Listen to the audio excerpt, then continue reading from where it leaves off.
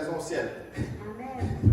Vous voyez, il y a des autres qui auront des villas, il y a des autres qui auront des châteaux, il y a des autres, les maisons seront faites en poussière, je ne sais pas, en cailloux, en or, en diamant. Donc, tout ça là, il faut y penser. Il faut y penser lorsqu'on exerce la générosité.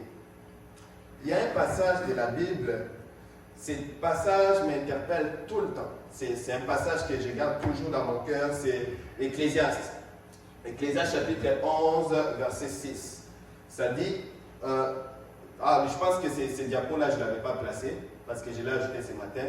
C'est toujours sur la générosité, ça dit, dès le matin, sème ta semence, et le soir, ne laisse pas reposer ta main, car tu ne sais point ce qui restera, ceci ou cela, ou si l'un ou l'autre sont également bons. Souvent, nous faisons face à beaucoup d'opposition pour exercer la générosité. Et il y a des gens qui ont été généreux toute leur vie, mais quand ils ne voient pas les résultats, ils vivent toujours l'ingratitude des gens, les mépris, ils finissent par relâcher. Et il y a ceux-là aussi qui ont créé des organismes comme ça, qui normalement devaient aussi être soutenus par des gens. À la place d'être soutenus, ils sont toujours découragés. Mais ce passage, qu'est-ce qu'il dit? Il dit, dès le matin, sème ta semence, et le soir, ne laisse pas déposer ta main, car tu ne sais point ce qui restera, ceci ou cela, et si l'un et l'autre sont également bons. C'est-à-dire quoi? Peu importe quel temps cela va prendre, peu importe, si tu persévères à exercer la générosité, Dieu finira par te récompenser. Amen. Dieu finira par te récompenser. Il y a des gens qui... En fait, parlant de la générosité, la générosité, c'est aussi le fait de s'aimer. Vous voyez, de s'aimer. Vous voyez, dans la nature, en botanique, je pense qu'on enseigne mieux, toutes les plantes n'ont pas la même période de croissance. Il y a d'autres plantes, je ne sais pas si c'est exemple à la tomate, je ne sais pas si tu le plantes aujourd'hui, demain déjà tu peux commencer à voir que ça commence à germer. Mais il y a des plantes comme les cafés, si tu les places, il faut attendre un peu longtemps. Mais la différence, c'est au niveau du prix. Lorsqu'on va récolter, celui qui a un champ, je ne sais pas, 1000 hectares de tomates, et l'autre qui a un champ de, je ne sais pas, 1000 hectares de café, quand on va aller dans le marché pour vendre, ça ne sera pas pareil. Vous voyez, ça ne sera pas pareil. Les tomates, on peut mettre 10 pièces, 10 $, mais les cafés, ça sera beaucoup plus cher. Parce que les cafés, c'est une matière première pour beaucoup de choses. Pour les cafés qu'on boit, pour les chocolats, vous voyez. Donc, le café est beaucoup plus cher, mais il prend beaucoup plus de temps. Donc, tout dépend de ce que toi tu es en train d'essayer. Si la bénédiction de Dieu tarde pour toi par rapport à toutes les bonnes œuvres que tu es en train d'accomplir, ne te décourage pas. Ne te décourage pas, ça se peut que toi tu es en train de s'aimer les cafés. Raison pour laquelle ça prend du temps.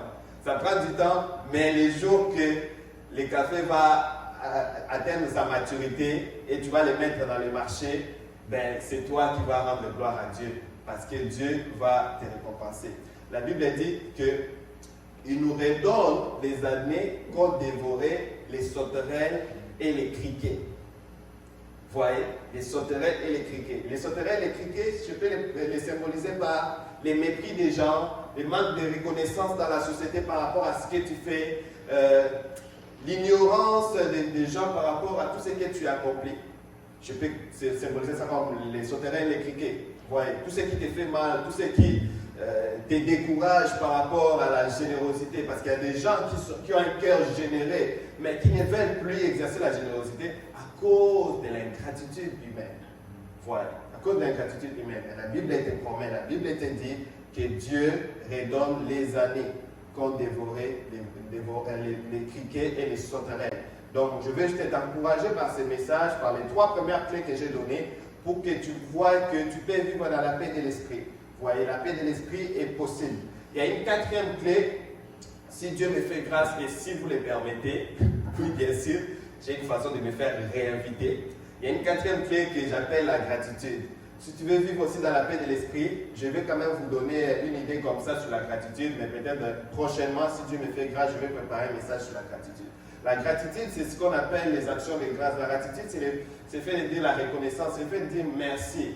La gratitude, ça veut même les psychologues ont fait des études sur la gratitude. Ils ont vu que les gens qui exercent la gratitude, c'est-à-dire qui sont reconnaissants, sont des gens qui vivent de moins en moins en stress.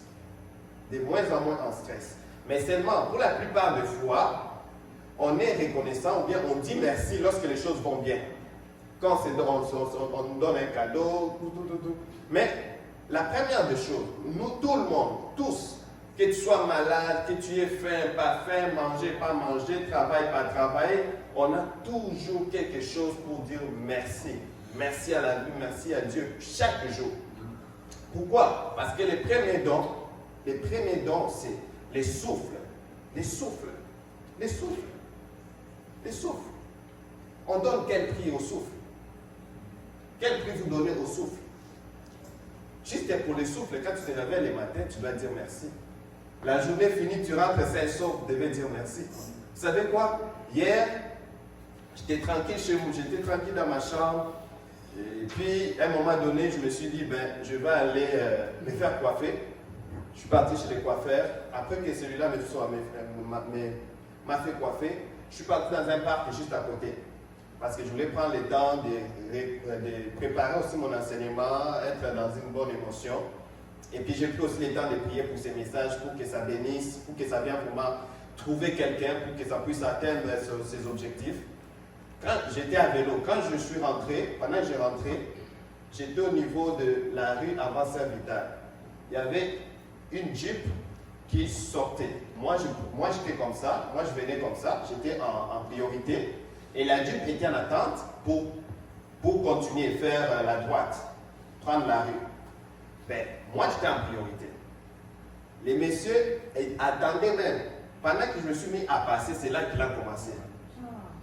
Je dis, ouais, pendant que je suis passé devant lui, c'est là vraiment qu'il a commencé à entrer. J'étais obligé d'aller de l'autre bord, c'est-à-dire j'ai dirigé mon vélo de l'autre bord. Et heureusement pour moi, derrière, il n'y avait pas d'auto qui venait à l'autre sens.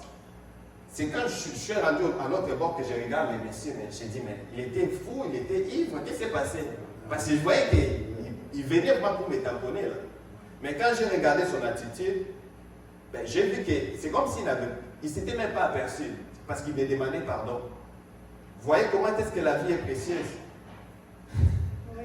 Moi je me dis, c'est quoi? C'est les diables, c'est les attaques, je ne sais pas. Mais ça c'est pour moi une occasion de plus de dire merci à Dieu.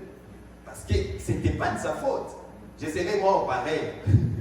Ouais, je serais mort pareil parce que je me suis dit, mais qu'est-ce qui s'est passé? J'étais en priorité. Il était là, il attendait. Je suis passé, c'est quand je suis passé qu'il a commencé. J'ai dit, mais c'est un fou quoi? Qu'est-ce qui s'est passé?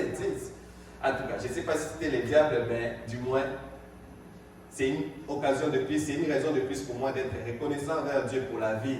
Vous voyez? Même si j'ai des bêtes, même si j'ai des problèmes. Vous voyez, quand je suis rentré chez moi, je suis rentré dans ma chambre, j'ai dit merci à Dieu parce que je pouvais mourir. Amen. Ouais, je pouvais mourir. Ce n'était pas la faute du monsieur. De toutes les façons, il a dit qu'il ne m'avait pas vu. Ouais, il a dit qu'il ne m'avait pas vu, donc je serais mort pareil. Mais Dieu m'a protégé, raison pour laquelle j'ai dit merci. Des fois, on prend la vie, les souffles pour acquis. Là. Ouais, je n'étais pas sur l'autoroute là. Ouais, si j'étais sur l'autoroute, oui, ça se comprend. Ah, j'ai pris les risques. Non, moi j'étais parti prier. Je suis rentré chez moi comme toujours. Mais il a failli me tamponner pareil. Donc vous voyez que peu importe les problèmes que vous avez, peu importe les besoins, les projets que vous avez, vous pouvez vivre dans la paix de l'esprit si vous restez reconnaissant. Restons reconnaissants envers Dieu. Et je vous dis infiniment merci beaucoup pour m'avoir écouté. Je ne sais pas si je fais combien de répliques. C'est un défi pour moi. Yes. Merci. Alors, avant de terminer, je voulais, comme nous l'avons dit, on va prier pour Damas, qui a besoin de la prière. Également, on va prier pour nous.